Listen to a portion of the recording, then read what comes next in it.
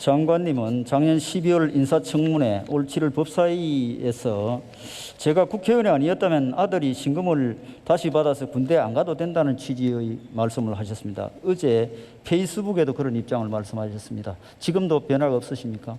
그 한쪽 다리를 수술을 하고 의사가 2016년에도 수술을 권유를 했었는데요.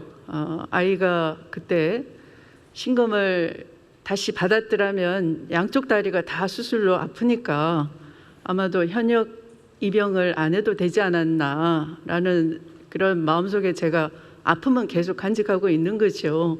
어쨌든 엄마의 입장에서 안 가도 될 아들이 군대를 가서 고생한다는 건 그런 그 기본적인 마음을 가지고 있는 것 같은데, 네, 그렇습니다. 지금 병무청에서 온 답변 자료에 의하면은 아드님의 그런 무릎 질환으로는 면제 사유가 안 된다는 겁니다. 면제를 한 사례도 한 건도 없다는 겁니다. 2017년에 군 생활 중에 수술을 받았는데요. 2016년에 만약에 양 다리를 다 수술을 받았더라면 아마도 그 4급에서 7급 사이니까 적어도 현역 자원으로는 안 갔지 않았을까 하는 겁니다. 그러니까 병무청이 군대 가야 될 사람을 빠뜨리지도 않지만 안 가도 될 사람을 억지로 보내지도 않습니다. 지난 9월 1일 날 애결특위에서 보좌관이 군부대 병가 처리해달라는 전화를 했느냐는 질문에 그런 사실 없다고 답변하셨죠. 그렇습니다. 지금도 입장에 변화가 없습니까? 그렇습니다. 그런데 군 부대 관계자들은 전화를 받았다고 그 녹취록에서 공개가 됐는데 그래도 입장에 변화가 없습니까? 보좌관의 전화를 제가 시킨 일이 없었다라는 말씀이고요. 그럼 그 실제 보좌관이 전화를 했는지의 여부, 또 전화를 어떤 그러면 동기로 하게 됐는지 하는 것들에 대해서 지속적으로 의혹 제기도 있고 하기 때문에 저도 뭐라고 말씀드릴 형편이 못 되고. 지난 12월 인사청문회에서 장관님은 아들의 휴가 연장에 관여하지 않았다고 말씀하셨습니다. 그렇습니다.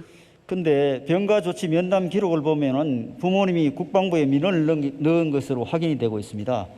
관여하지 않았다는 말은 사실과 다르지 않습니까? 국방부 민원이 접수가 됐는데 상사인 나한테 출발할 때 너에게 30일 주기로 상담을 했으니 나한테 그 후도 계속 상담을 하면 되지 않느냐라는 그런 흐름이었어요. 그러니까 아들이 제가 좀 어려운 관계로 미안하고 어려워서 어른한테 말한 쫄병 입장에서는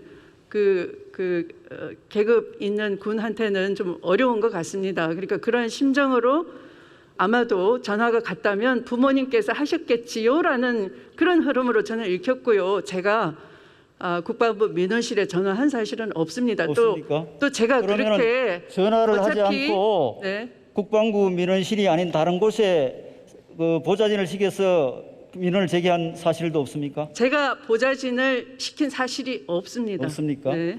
민원을 제기했다고 국방부 면담 기록에 나와 있는 내용도 장관님께서 인정을 하고 있지 않으시니까 이걸 어떻게 확인할 수 있겠습니까? 부모님께서 민원을 넣은 것으로 확인이라고 명확한 문구가 나와 있어요. 그 확인이라는 게 그러니까 그 아들로부터 그런 말을 들었음을 거기다가 썼다는 그 말 같습니다.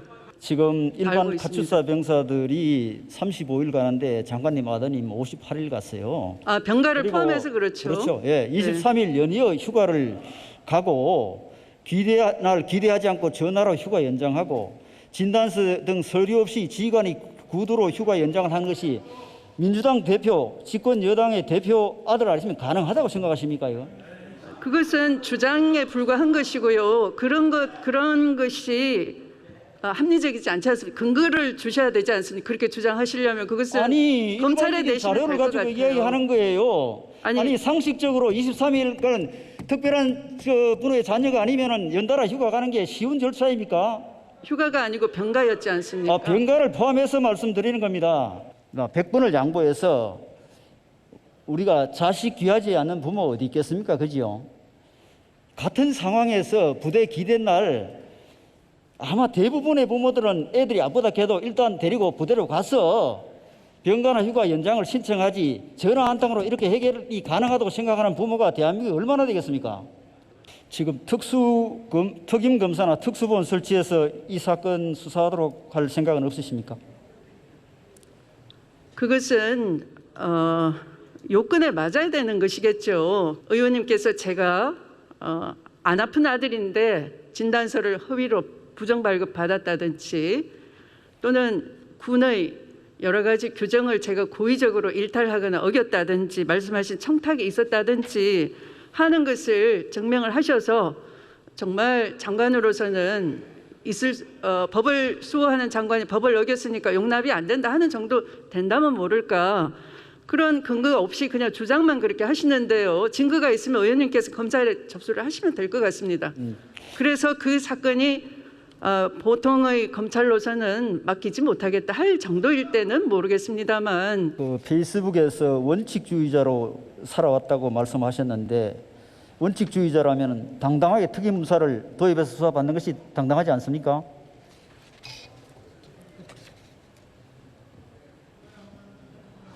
답변을 드리지 않겠습니다. 답변을 드리지 않겠습니까? 네. 의원이 질의하는데 왜 답변을 안 하십니까?